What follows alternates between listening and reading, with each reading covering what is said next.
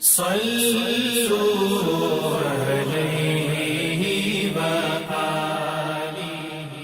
بخاری حدیث نمبر 181۔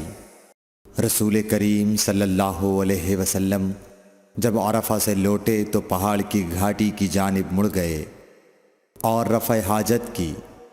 اسامہ کہتے ہیں کہ پھر آپ نے وضو کیا اور میں آپ صلی اللہ علیہ وسلم کے اعضاء پر پانی ڈالنے لگا اور آپ وضو فرماتے رہے۔ میں نے کہا یا رسول اللہ، آپ اب نماز پڑھیں گے؟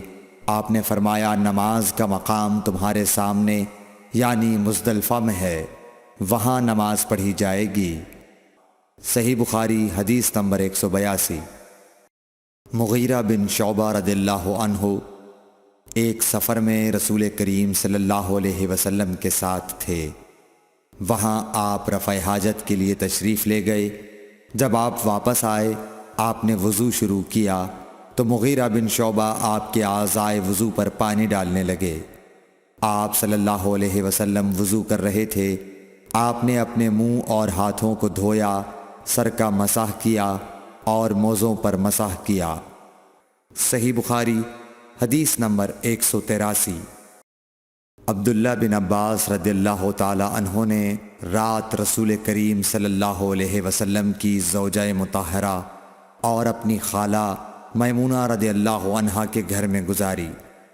وہ فرماتے ہیں کہ میں تکیے کے عرض یعنی گوشے کی طرف لیٹ گیا اور رسول کریم صلی اللہ علیہ وسلم اور آپ کی اہلیہ نے معمول کے مطابق تکیے کی لمبائی پر سر رکھ کر آرام فرمایا۔ رسول اللہ صلی اللہ علیہ وسلم سوتے رہے اور جب آدھی رات ہو گئی یا اس سے کچھ پہلے یا اس کے کچھ بعد آپ بیدار ہوئے اور اپنے ہاتھوں سے اپنی نیند کو دور کرنے کے لیے آنکھیں ملنے لگے۔ پھر آپ نے سورہ آل عمران کی آخری 10 آیتیں پڑھیں۔ پھر ایک مشکیزے کے پاس جو چھت میں لٹکا ہوا تھا آپ کھڑے ہو گئے اور اس سے وضو کیا، خوب اچھی طرح، پھر کھڑے ہو کر نماز پڑھنے لگے۔ ابن عباس رضی اللہ تعالی عنہ کہتے ہیں میں نے بھی کھڑے ہو کر اسی طرح کیا جس طرح آپ نے وضو کیا تھا۔ پھر جا کر میں بھی آپ کے پہلو مبارک میں کھڑا ہو گیا۔ آپ نے اپنا داہنا ہاتھ میرے سر پر رکھا اور میرا دایاں کان پکڑ کر اسے مروڑنے لگے۔ پھر آپ نے 2 رکعتیں پڑھیں، اس کے بعد پھر 2 رکعتیں پڑھیں، پھر 2 رکعتیں پڑھیں، پھر 2 رکعتیں پڑھیں، پھر 2 رکعتیں پڑھیں، پھر 2 رکعتیں پڑھ کر اس کے بعد آپ نے وتر پڑھا اور لیٹ گئے۔ پھر جب مؤذن آپ کے پاس آیا تو آپ نے اٹھ کر 2 رکعت معمولی طور پر پڑھیں، پھر باہر تشریف لا کر صبح کی نماز پڑھی۔ صحیح بخاری حدیث نمبر 184۔ اسماء بنت ابی بکر کہتی ہیں کہ میں رسول اللہ صلی اللہ علیہ وسلم کی زوجہ محترمہ عائشہ رضی اللہ تعالی عنہا کے پاس ایسے وقت آئی جب کہ سورج کو گہن لگ رہا تھا اور لوگ کھڑے ہو کر نماز پڑھ رہے تھے۔ کیا دیکھتی ہوں وہ بھی کھڑے ہو کر نماز پڑھ رہی ہیں۔ میں نے کہا کہ لوگوں کو کیا ہو گیا ہے، تو انہوں نے اپنے ہاتھ سے آسمان کی طرف اشارہ کر کے کہا سبحان اللہ۔ میں نے کہا کیا یہ کوئی خاص نشانی ہے؟ تو انہوں نے اشارے سے کہا کہ ہاں، تو میں بھی آپ کے ساتھ نماز کے لیے کھڑی ہو گئی۔ آپ نے اتنا قیام فرمایا کہ مجھ پر غشی طاری ہونے لگی اور میں اپنے سر پر پانی ڈالنے لگی۔ جب رسول اللہ صلی اللہ علیہ وسلم نماز سے فارغ ہوئے تو آپ نے اللہ کی حمد و ثنا بیان کی اور فرمایا آج کوئی چیز ایسی نہیں رہی جس کو میں نے اپنی اس جگہ نہ دیکھ لیا ہو، حتیٰ کہ جنت اور دوزخ کو بھی دیکھ لیا، اور مجھ پر یہ وحی کی گئی ہے کہ تم لوگوں کو قبروں میں آزمایا جائے گا، دجال جیسی آزمائش یا اس کے قریب قریب۔ راوی کا بیان ہے کہ میں نہیں جانتی کہ اسماء نے کون سا لفظ کہا۔ تم میں سے ہر ایک کے پاس اللہ کے فرشتے بھیجے جائیں گے اور اس سے کہا جائے گا کہ تمہارا اس شخص یعنی محمد صلی اللہ علیہ وسلم کے بارے میں کیا خیال ہے؟ پھر اسماء نے لفظ ایماندار کہا یا یقین رکھنے والا کہا، مجھے یاد نہیں۔ بہرحال وہ شخص کہے گا کہ محمد صلی اللہ علیہ وسلم اللہ کے سچے رسول ہیں۔ وہ ہمارے پاس نشانیاں اور ہدایت کی روشنی لے کر آئے، ہم نے اسے قبول کیا، ایمان لائے اور آپ کا اتباع کیا۔ پھر اس سے کہہ دیا جائے گا کہ تو سو جا، در حال یہ کہ تو مرد صالح ہے اور ہم جانتے تھے کہ تو مومن ہے۔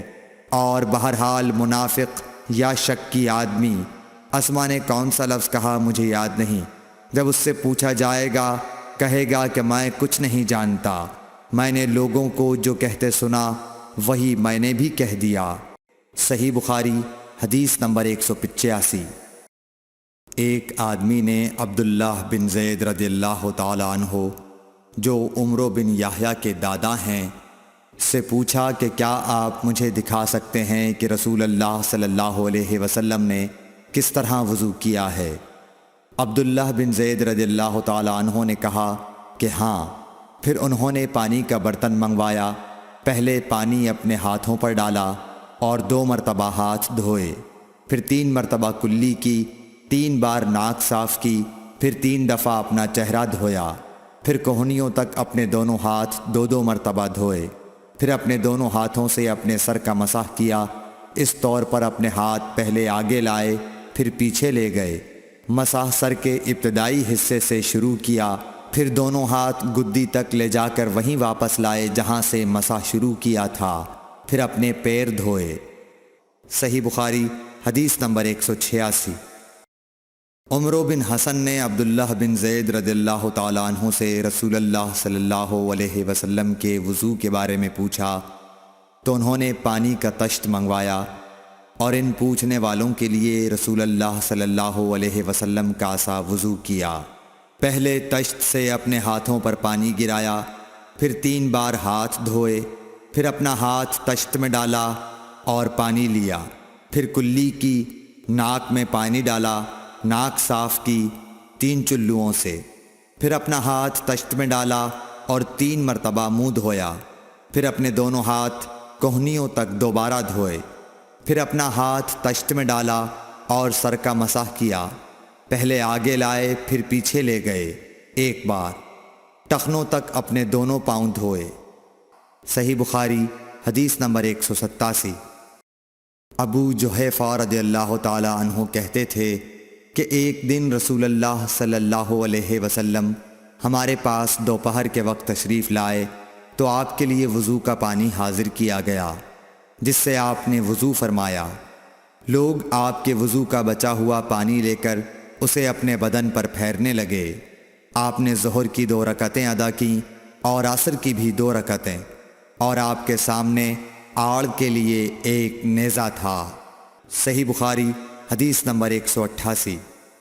ابو موسیٰ اشعری رضی اللہ تعالیٰ عنہ کہتے ہیں کہ نبی کریم صلی اللہ علیہ وسلم نے ایک پیالہ منگوایا جس میں پانی تھا، اس سے آپ نے اپنے ہاتھ دھوئے اور اسی پیالے میں منہ دھویا اور اسی میں کلی فرمائی، پھر فرمایا تو تم لوگ اس کو پی لو اور اپنے چہروں اور سینوں پر ڈال لو۔ صحیح بخاری حدیث نمبر 189۔ محمود بن ربی جب چھوٹے تھے تو رسول اللہ صلی اللہ علیہ وسلم نے انہی کے کنویں کے پانی سے ان کے منہ میں کلی ڈالی تھی، اور عروہ نے اسی حدیث کو مسعور وغیرہ سے بھی روایت کیا ہے، اور ہر ایک راوی ان دونوں میں سے ایک دوسرے کی تصدیق کرتے ہیں کہ جب رسول اللہ صلی اللہ علیہ وسلم وضو فرماتے تو آپ کے بچے ہوئے وضو کے پانی پر صحابہ رضی اللہ عنہم جھگڑنے کے قریب ہو جاتے تھے۔ صحیح بخاری حدیث نمبر 190۔ صائب بن یزید کہتے تھے کہ میری خالہ مجھے نبی کریم صلی اللہ علیہ وسلم کی خدمت میں لے گئیں اور عرض کیا کہ یا رسول اللہ، میرا یہ بھانجا بیمار ہے۔ آپ صلی اللہ علیہ وسلم نے میرے سر پر اپنا ہاتھ پھیرا اور میرے لیے برکت کی دعا فرمائی، پھر آپ نے وضو کیا اور میں نے آپ کے وضو کا بچا ہوا پانی پیا، پھر میں آپ کی کمر کے پیچھے کھڑا ہو گیا اور میں نے مہر نبوت دیکھی جو آپ کے مونڈھوں کے درمیان ایسی تھی جیسے چھپر کھٹ کی گھنڈی یا کبوتر کا انڈا۔ Thanks for watching. Don't forget to like, comment, share and subscribe to